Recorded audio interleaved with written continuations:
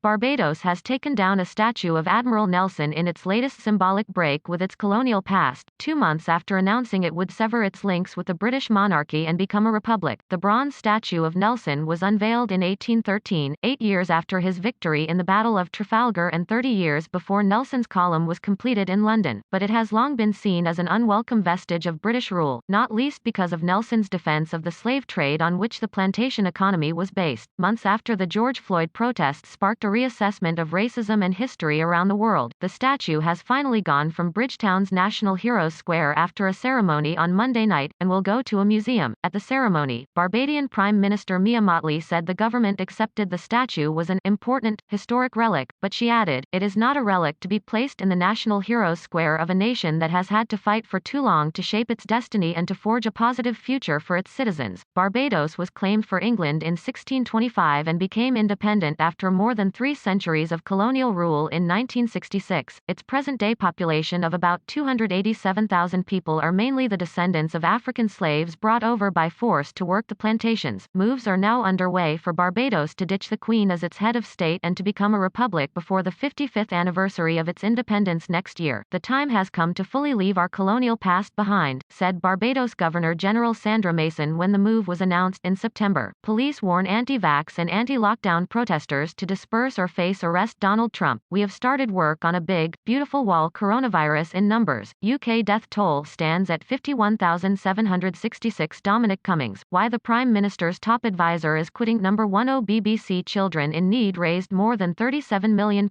in 40th anniversary show. Coronavirus in numbers. UK death toll stands at 51,304. Everything you need to know about SpaceX mission. Yorkshire Ripper's death brings closure for victim's son. Coca-Cola Christmas advert 2020 directed by Taika Waititi. Adrian Stern behind the scenes. Hancock, COVID vaccines could be flown in to avoid Brexit border disruption. Dominic Cummings, who is the PM's top aide, Peter Sutcliffe, known as the Yorkshire Ripper, has died aged 74. Dominic Cummings, set to leave Downing Street by Christmas. A John Lewis Christmas advert celebrates kindness of UK during pandemic. Several administrations have had their eye on removing the Nelson statue since 1990, and the square where it stood was renamed from Trafalgar Square in 1999. Nelson was a hero to the ruling classes and plantation elite in the Caribbean, which was largely colonized by Britain, France and Spain, and was itself an important battleground in the Napoleonic Wars. But Nelson was also a supporter of the slave trade and once wrote to a friend in Jamaica that, "I have ever been, and shall die, a firm friend of our present colonial system." In the same 1805 letter, he went on to denounce the damnable doctrine of abolitionists of the day such as William Wilberforce. While Nelson never owned slaves himself, he had constant exposure to the realities of the slavery system. According to the National Museum of the Royal Navy, some Caribbean islands had up to 90% of their populations enslaved and producing sugar, meaning it was hard not to be aware of what was happening. Barbados-based historian Trevor Marshall said, "The end of slavery would have come even later if Nelson had lived." Nelson was killed on the deck of his flagship HMS Victory by a French sniper at Trafalgar, and the slave trade was abolished 2 years later. The Nelson Society offered a defense of the admiral earlier this year, saying he was merely a man of his time and a military officer whose job was not to make policy, adding that the 1805 letter was taken out of context for political reasons. The Society cited one occasion on which Nelson freed 30 African slaves from Portuguese ships, and another where he aided an abolitionist Haitian general. Nelson's victory at Trafalgar gave the Royal Navy the control of the seas which it later used to suppress the slave trade, the Society argued. After decades of overlooking Bridgetown's principal thoroughfare, the Nelson statue will now be housed at the Barbados Museum in the historic Garrison area. It joins a number of other statues across the globe, including slave traders in Britain to Confederate generals in the United States. To be hauled down this year, the Black Lives Matter campaign gathered unprecedented momentum. Nelson's column in London's Trafalgar Square, which was completed in 1843, has also been targeted by activists for removal. Admiral Horatio Nelson is best remembered for the 1805 Battle of Trafalgar, in which the Royal Navy defeated a combined French and Spanish fleet at the height of the Napoleonic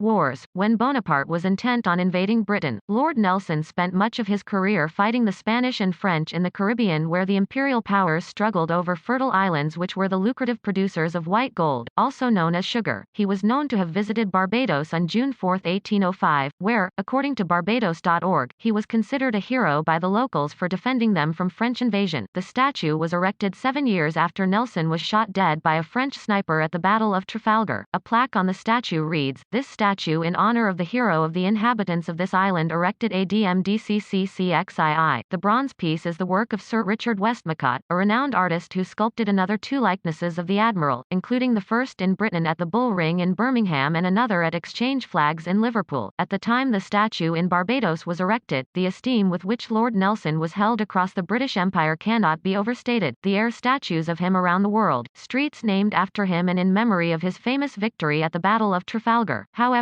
the citizens of the island today have been independent of British rule since 1966 and even announced plans to ditch the Queen as their head of state earlier this year. Many see Lord Nelson as a symbol of Britain's colonial past, which is tied up in the transatlantic slave trade which brought thousands of Africans to Barbados. Not only this, but Lord Nelson once wrote to a friend in Jamaica that, "I have ever been, and shall die, a firm friend of our present colonial system." In the same 1805 letter, he went on to denounce the damnable doctrine of abolitionists of the day such as William Wilberforce. It is estimated that between 1627 to 1807, some 387,000 Africans were shipped to the island against their will, and the country shifted from having a majority white population to a majority black population. On the 28th of August 1833, the British government passed the Slavery Abolition Act, and slaves across the British Empire were granted emancipation.